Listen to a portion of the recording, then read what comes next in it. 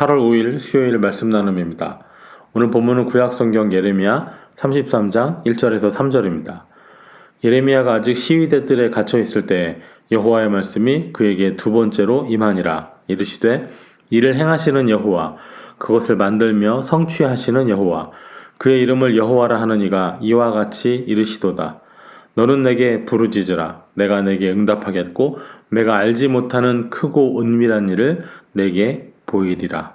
아멘.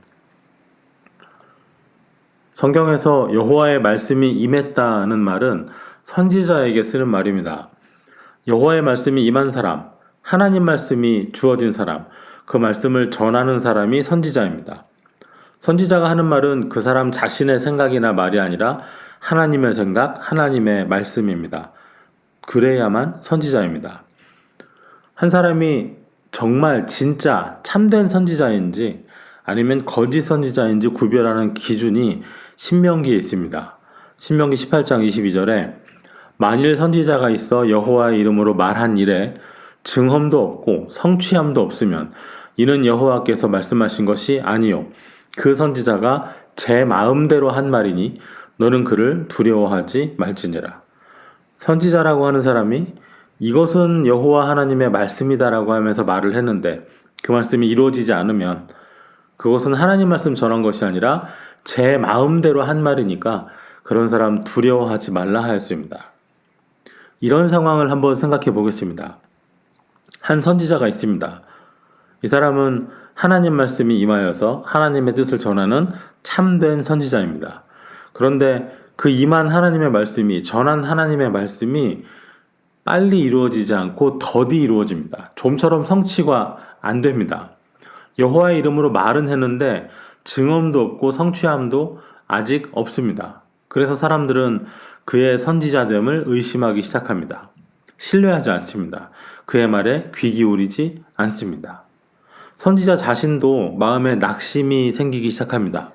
이제는 더 이상 하나님께서 말씀을 주셔도 전하지 않겠노라고 마음을 먹어버립니다. 사람들은 더욱더 그를 불신하고 그가 했던 하나님의 말씀이 어느새 그에게 죄가 돼서 그는 갇힌 몸이 되어버렸습니다.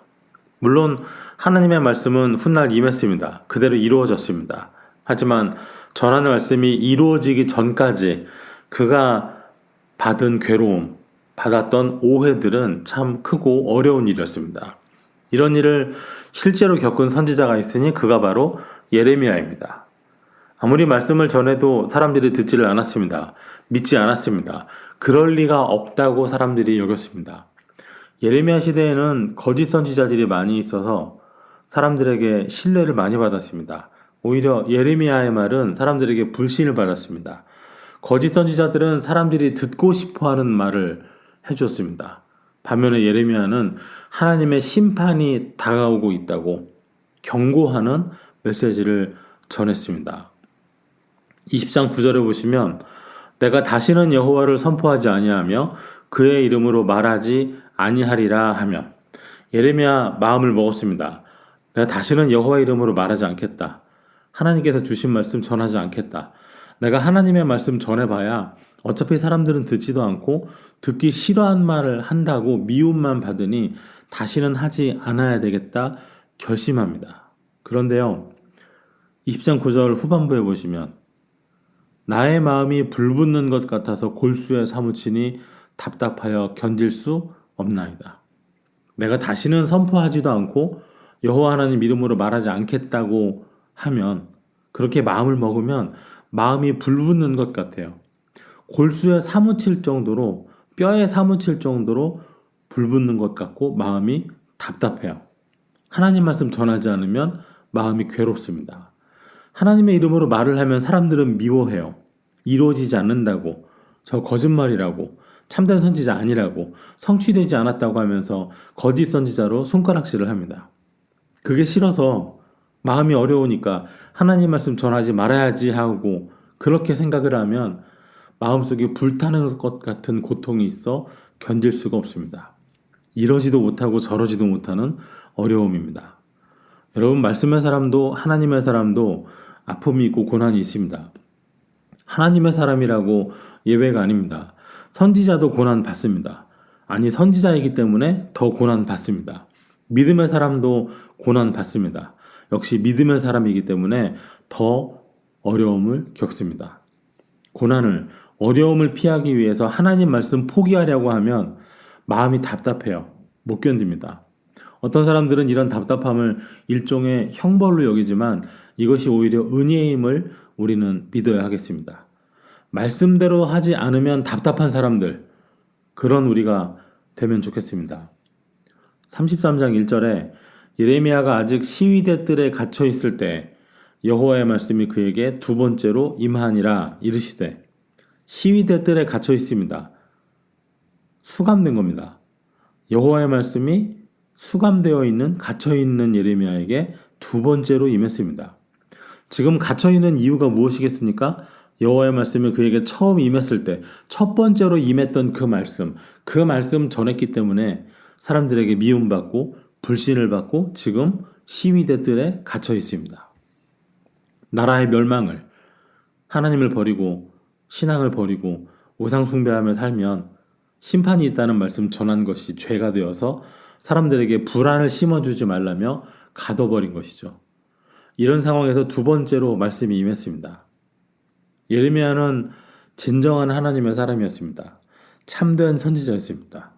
하나님께서 그를 찾아오셔서 그에게 말씀하시는, 이 백성 향해서 하나님께서 행하실 일을 먼저 듣고 전할 사명을 가진 참된 하나님의 선지자였습니다. 한 번도 아닌 두 번째로 말씀이 임하고 있습니다. 그러나 그가 전한 메시지는, 그가 증거한 하나님의 뜻은 아직은 그 땅에 이루어지지 않았습니다. 그가 갇혀있는 이유가 그 전한 말씀이 이루어지지 않았기 때문입니다. 심판이 임할 것이라는 말씀이 하루빨리 그대로 이루어졌으면 차라리 예레미야는 사람들의 인정을 받는 선지자가 되어 있겠죠. 그러나 말씀은 더디 임했습니다. 사실 심판의 날에 속히 오기를 바라는 마음이 예레미야에게는 없었습니다. 자기 민족, 자기 형제들을 사랑했기 때문입니다. 조금이라도 많은 사람이 하나님 말씀 듣고 돌이키기를 간절히 바랬습니다. 하지만 그럴수록, 그가 전한 말씀이 더디 이루어질수록 예레미야는 사람들에게 거짓 선지자라고, 불길한 예언을 하는 이상한 못된 사람이라는 취급을 받아야만 했습니다. 하나님의 말씀이 있었습니다. 순종했습니다. 사명 잘 감당했습니다.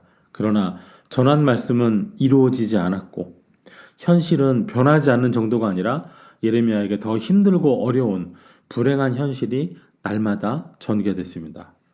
말씀이 분명 있었는데도, 하나님 뜻이 선명한데도 더디 이루어질 때, 늦게 이루어질 때, 그때 필요한 것이 믿음입니다. 말씀이 있었는데도, 응답이 있었는데도 현실이 달라지지 않으면 낙심합니다.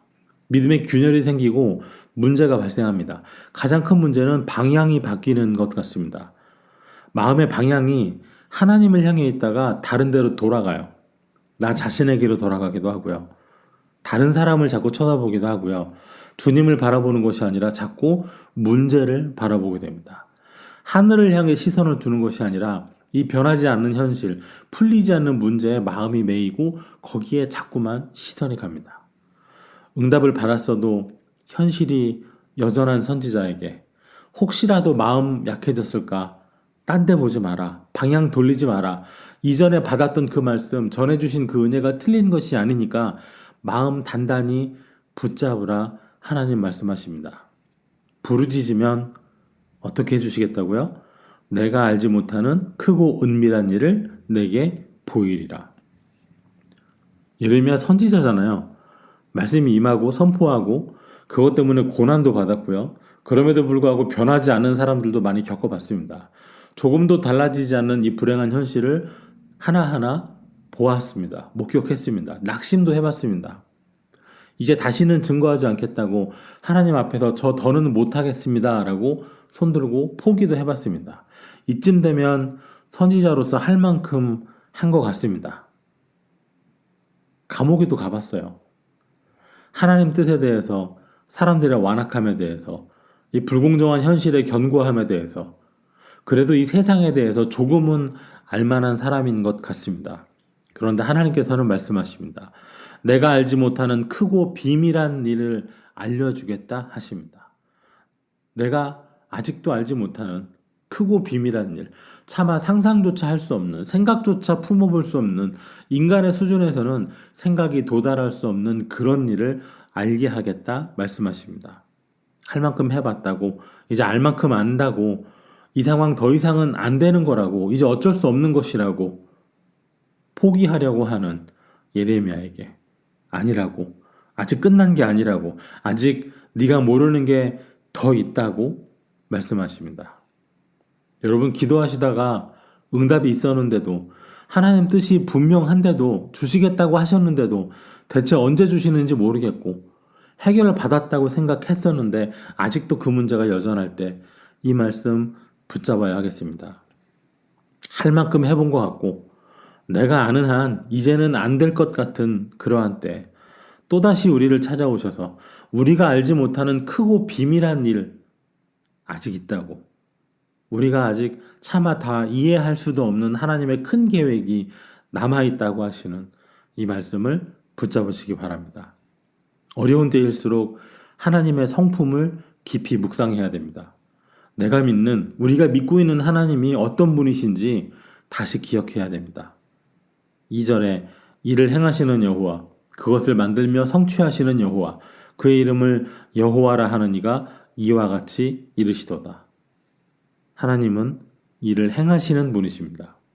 만드시는 창조주 하나님이시며 장래 일을 성취하시는 하나님이십니다. 이 하나님께서 저와 여러분에게 말씀하여 이르십니다. 오늘 우리의 연약한 현실을 넘어서 여전히 우리를 붙들고 계시며 아직도 우리가 가늠할 수 없는 크고 놀라운 일을 준비하고 계시는 하나님을 오늘 다시 한번 굳게 붙잡으시기 바랍니다. 기도하겠습니다. 하나님, 감사합니다. 우리 삶에서 때로 기도하면서도 낙심하고 기도하면서도 원망하는 때 있더라도 여전히 하나님께서 우리에게 주시는 말씀을 들을 수 있는 귀를 열어 주시옵소서. 낙심할 때, 원망할 때, 포기하고 싶을 때 아직은 아니라고, 아직 우리가 알지 못하는 크고 놀라운 일이 하나님께는 많이 남아있음을 듣고 믿고 붙잡고 기대하며 오늘의 아픔을 이기게 하여 주시옵소서. 예수님 이름으로 기도하옵나이다. 아멘.